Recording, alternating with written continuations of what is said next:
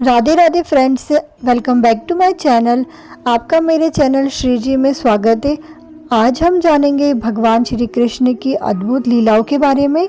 तो चलिए वीडियो की ओर आगे चलते हैं। उसके पहले अगर आपको मेरी वीडियोस पसंद आ रही है तो प्लीज़ वीडियो को लाइक एंड शेयर कीजिए और चैनल को सब्सक्राइब कीजिए। श्री कृष्ण भगवान विष्णु के 8वें अवतार और हिंदू धर्म के ईश्वर माने जाते हैं।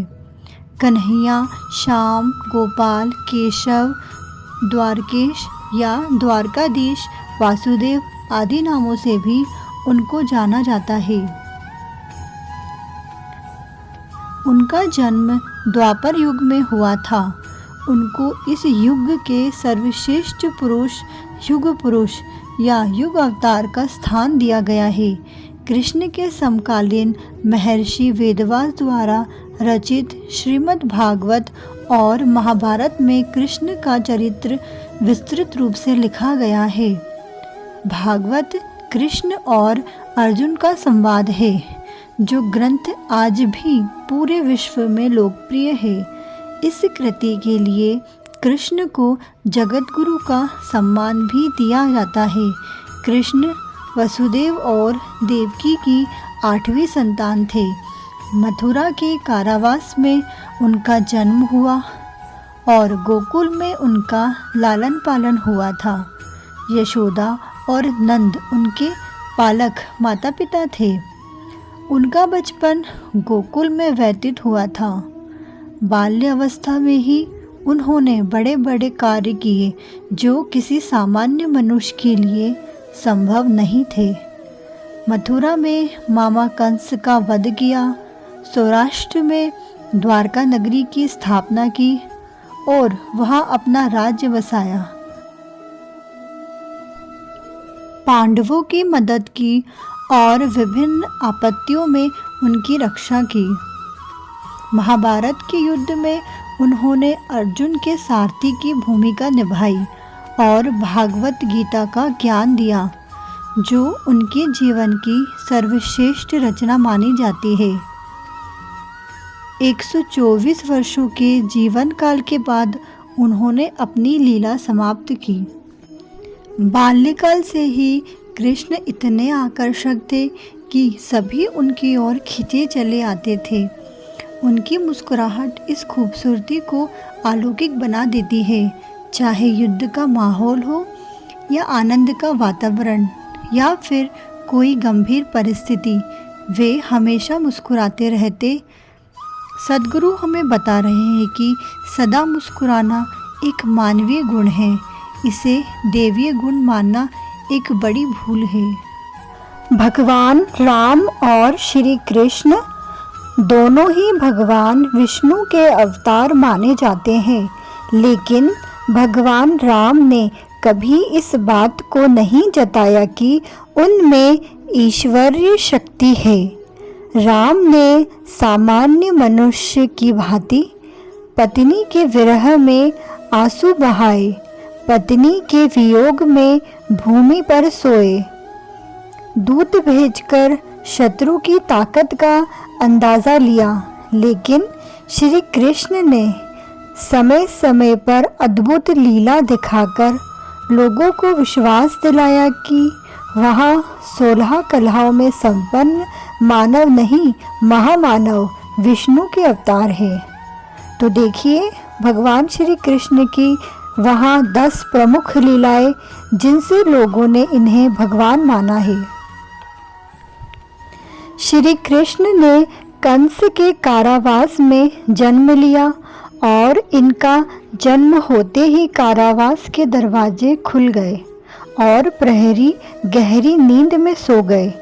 साथ ही आकाशवाणी भी हुई कि बच्चे को नंदगांव में नंदराय जी के घर पहुंचा दो और नंदराय जी के नवजात कन्या को लेकर आ जाओ। यह श्री कृष्ण के महामानव होने का पहला संकेत है। कंस को जब कृष्ण जन्म की सूचना मिली तो पूतना नाम की राक्षसी को कृष्ण को मारने के लिए भेजा। पूतना ने कृष्ण को चुरा लिया और अपने वक्ष पर जहर लगाकर उन्हें अपना दूध पिलाने लगी। श्री कृष्ण ने पूतना के वक्ष स्थल से उसके प्राण ही खींच लिए और विशाल काया राक्षसी खुद मृत्यु को प्राप्त हो गई। जिन्होंने श्री कृष्ण की इस लीला को देखा वह हैरान था, क्योंकि पूतना ने नंदगांव के सभी नवजात शिशुओं को मार डाला था। लेकिन नन्हे कृष्ण ने पूतना को ही यमपुरी पहुंचा दिया। उसी समय से लोगों ने कहना शुरू कर दिया कि कृष्ण सामान्य मनुष्य नहीं, कोई महामानव है। कालिया नाग को कंस ने यमुना में भेजा। इसके जहर से यमुना का जल काला पड़ गया। इस जल को पीने से पशु पक्षी और लोग मरने लगे। नंदगांव के लोग सोचने लगे कि अब गांव छोड़कर के बसना पड़ेगा, लेकिन श्री कृष्ण को ऐसा होना मंजूर नहीं था। एक दिन खेल खेल में श्री कृष्ण यमुना नदी में कूद पड़े और पहुंच गए कालिया नाग के सामने। कालिया नाग का वध कृष्ण करने लगे। नागकन्याएं प्राण की रक्षा की प्रार्थना करने लगी। श्री कृष्ण ने कालिया को नंदगांव से दूर जाने के लिए कहा और उसे माफ कर दिया। कालिया ने श्री कृष्ण के सामने सिर झुका दिया और श्री कृष्ण ने कालिया के फन पर खड़े होकर नटराज के रूप में नृत्य करना शुरू कर दिया। नंदगांव के लोगों ने जब इस दृश्य को देखा तो हैरान रह गए। उन्हें विश्वास होने लगा कि भगवान श्री कृष्ण महामानव है। इंद्र द्वारा मूसलाधार बरसात। जब इंद्र ने मूसलाधार बरसात की, नंदगांव के पशुओं और लोगों की रक्षा के लिए श्री कृष्ण ने गोवर्धन पर्वत को अपनी छोटी उंगली पर उठा लिया और कई दिनों तक सब कुछ सामान्य चलता रहा। तब इंद्र को माफ़ी मांगने के लिए श्री कृष्ण के सामने आना पड़ा। जब लोगों ने श्री कृष्ण की यह लीला देखी तो उन्हें पूरा यकीन हो गया कि श्री कृष्ण मनुष्य रूप में भगवान है और श्री कृष्ण के कहने पर गोवर्धन पर्वत की पूजा शुरू कर दी और तभी से हर साल गोवर्धन पर्वत की पूजा की परंपरा चलती आ रही है। कंस के पहलवानों को पराजित करके कंस का वध करना किसी सामान्य व्यक्ति के वश की बात नहीं थी। जैसे ही श्री कृष्ण ने कंस का वध किया, चारों दिशा में श्री कृष्ण के जयकारे गूंज उठे। श्री कृष्ण के गुरु संदीपनी के पुत्र की वर्षों पहले सागर में डूब जाने के कारण मौत हो चुकी थी, लेकिन गुरु दक्षिणा देने के समय श्री कृष्ण ने गुरु के मन की बात जान ली और उनके पुत्र को वापस जीवित करके उन्हें लौटा दिया। जब गुरु ने अपने पुत्र को जीवित देखा तो उन्हें यकीन नहीं हुआ कि श्री कृष्ण मनुष्य देह धारण किए हुए वास्तव में परमात्मा है, क्योंकि मरे हुए व्यक्ति को जीवित करना किसी सामान्य मनुष्य या सामान्य देवता के वश की बात नहीं है। चीरहरण के समय द्रौपदी ने श्री कृष्ण का ध्यान किया था। द्रौपदी की साड़ी इतनी लंबी होती चली गई कि दुशासन थक कर बैठ गया। इस तरह श्री कृष्ण ने द्रौपदी की लाज बचाई। द्रौपदी और श्री कृष्ण की इस लीला से कौरवों की पूरी सभा में श्री कृष्ण को भगवान रूप में जाना। पांडवों के दूत बनकर जब श्री कृष्ण दुर्योधन के पास पहुँचे तो दुर्योधन ने श्री कृष्ण को बंदी बनाने का आदेश दिया। इस समय श्री कृष्ण ने अपना दिव्य रूप धारण करके पूरी सभा को हैरान कर दिया।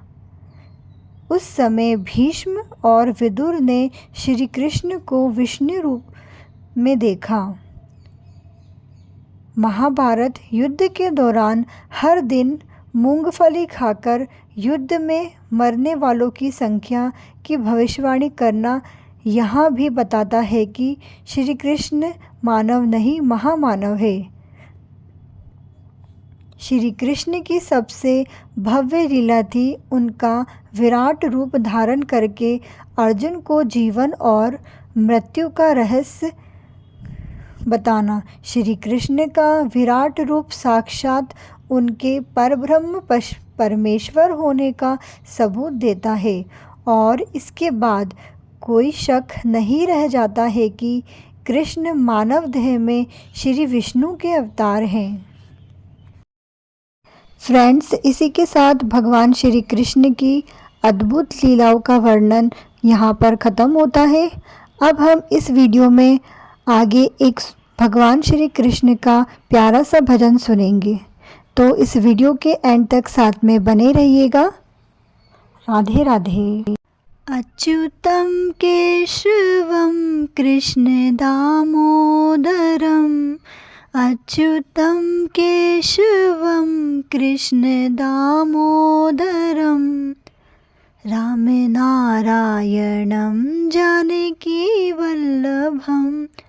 रामनारायणं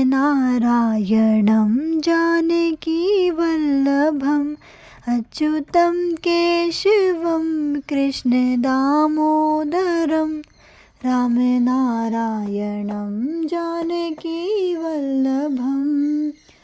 कौन कहते हैं भगवान आते नहीं, कौन कहते हैं भगवान आते नहीं, तुम मीरा के जैसे बुलाते नहीं, तुम मीरा के जैसे बुलाते नहीं। अच्युतं केशवं कृष्ण दामोदरम् रामनारायणं जानकीवल्लभम् रामनारायणं जानकीवल्लभम्। याद आएंगे उनको कभी ना कभी, याद आएंगे उनको कभी ना कभी, कृष्ण दर्शन तो देंगे कभी ना कभी, कृष्ण दर्शन तो देंगे कभी ना कभी। अच्युतं केशवं कृष्ण दामोदरम् रामनारायणं जानकीवल्लभम्। कौन कहते हैं भगवान सोते नहीं, कौन कहते हैं भगवान सोते नहीं, माँ यशोदा के जैसे सुलाते नहीं, माँ यशोदा के जैसे सुलाते नहीं। अच्युतं केशवं कृष्ण दामोदरम् रामनारायणं जानकीवल्लभम्। याद आएंगे उनको कभी ना कभी, कृष्ण दर्शन तो देंगे कभी ना कभी, कृष्ण दर्शन तो देंगे कभी ना कभी। कौन कहते हैं भगवान नाचते नहीं, कौन कहते हैं भगवान नाचते नहीं, गोपियों की तरह तुम नचाते नहीं, गोपियों की तरह तुम न चाहते नहीं। अच्युतम केशवम कृष्ण दामोदरम राम नारायणम जानकी वल्लभम। कौन कहते हैं भगवान खाते नहीं। कौन कहते हैं भगवान खाते नहीं। बैर शबरी की जैसे खिलाते नहीं। बैर शबरी के जैसे खिलाते नहीं। याद आएंगे उनको कभी ना कभी। कृष्ण दर्शन तो देंगे कभी ना कभी। कृष्ण दर्शन तो देंगे कभी ना कभी। कौन कहते हैं भगवान आते नहीं। कौन कहते हैं भगवान आते नहीं। लोग मीरा के जैसे बुलाते नहीं। लोग मीरा के जैसे बुलाते नहीं। अच्युतम केशवम कृष्ण दामोदरम राम नारायणम जानकी वल्लभम। याद आएंगे उनको कभी ना कभी। कृष्ण दर्शन तो देंगे कभी ना कभी। कौन कहते हैं भगवान नाचते नहीं। गोपियों की तरह तुम नचाते नहीं।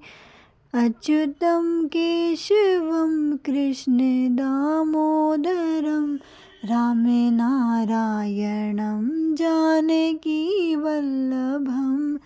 राम नारायणम जानकी वल्लभम।